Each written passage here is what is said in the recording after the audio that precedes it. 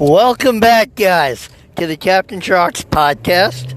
Today, we have a very special podcast planned today. And it'll be a clone trooper falls in a hole. You're probably asking yourselves, how does that happen? Well, let's get into it, and we'll find out. From Geonosis, Debriefing, Volume 3, Subject, CT 1226. They dropped my regiment near the bug arena, smack in the middle of all of these hard cell transports our guys had trashed. We broke left in a skirmish line, pushing across the plateau toward where Intel said the SUP command center would be. Behind us came the ATTEs with 2 quarters of SPHATs at the rear, acting as our reinforcements, arcing laser blasts ahead of us and protecting the acclimators while deployment continued. Pretty smooth, all things considered. The only thing that struck me, compared with the live fire exercises, was the noise. Every time a SPHAT fired up its cannon, the laddery zoomed by overhead. My comm system would overload and go staticky. I couldn't hear a thing the lieutenant was saying, and I knew the squad couldn't hear me, but I could see everybody on my HUD, and we simply couldn't communicate. We'd simmed this enough, so I didn't think we'd be okay exactly, not with all the suppy metal flying around us out there, but I knew we could do our job.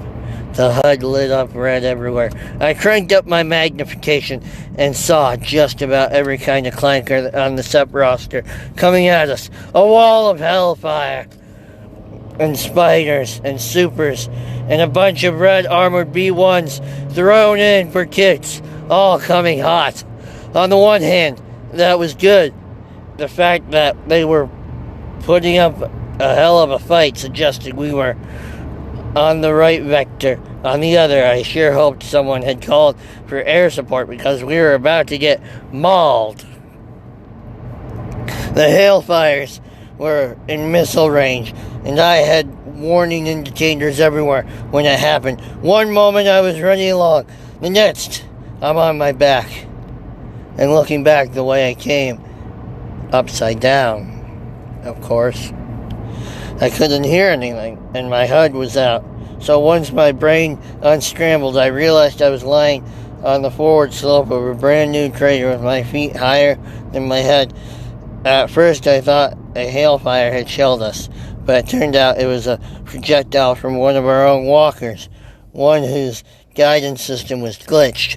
The impact had knocked me down, and I'd slid back into the crater, so I crawled up the slope and poked my head up and immediately put it back down because I'm looking straight at the protoceptor of a hailfire coming toward me at full speed. I guess it didn't see me because it rolled right overhead, one wheel on either side of the crater. The anti-personnel cannon couldn't have been more than a meter above me. I watched it head toward our lines and stop about 50 meters out to recalibrate its targeting. I raised my Dece and then lowered it because what could I do? It would have been like a pinprick against the thing, even at close range. I should have been looking the other way though, because I turn around and there's these 2 tinnies looking down into the crater, pointing their E5s at me. Worse, stomping up right behind them is a Super One of the artillery variant with a 4-arm missile launcher instead of the integrated cannons. I don't know why the tinnies didn't just shoot me. I guess they were telling me to surrender, and I hadn't gotten the message that we were playing for keeps that day. I'm not sure because I still couldn't hear anything, but the ringing in my head, I don't remember if I put my hands up or not. The next thing I knew, the Super smashed them inside with its missile launcher, knocked their heads clean off. Oh my gosh, that was shocking when it did that. The wires exposed and all that. I just couldn't get that image out of my mind for the rest of the day. But back to it. So he knocked their heads clean off. So now I figure the Super's going to take me out, but its terrain sensors pick up the crater and it pivots to go around the edge. The B1s were between it and the ATTEs. It never even saw me. Before the Super could get too far away, I lined up on the heat exchangers on its back. That's a vulnerable point if you should find yourself behind one, and gave it everything I had with the D's. I knocked the Super down hard just as it launched a missile at our lines. And it wound up with its launcher sticking into the dirt like a spear. Instead of going over the Hellfire's head, the missile hit the dead center and turns it into a huge fireball. I had to duck because pieces of the drive wheels are flying everywhere.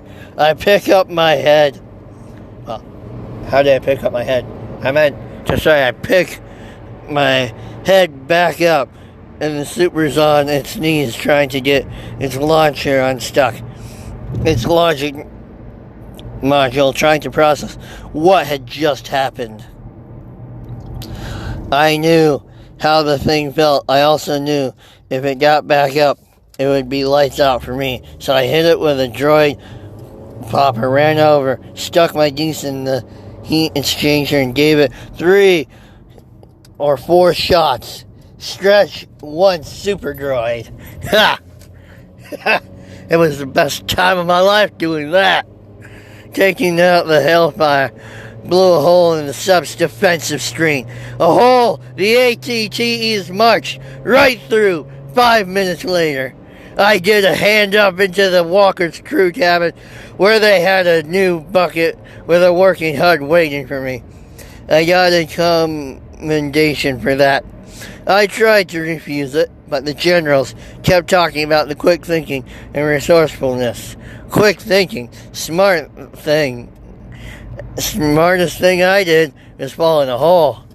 Don't know how I could have received a commendation for falling in a hole, but I did. So, if you ever find yourself out there and you've fallen in a hole, do exactly what I did, and you might get a commendation. Ain't that right, General? Amen, brother. But I don't think I deserve the commendation. I think the hole deserved the commendation. Anyway, that is it for our podcast today. I hope you all enjoyed that. Have a great day, and we'll see you tomorrow. This is Captain Trox, signing off.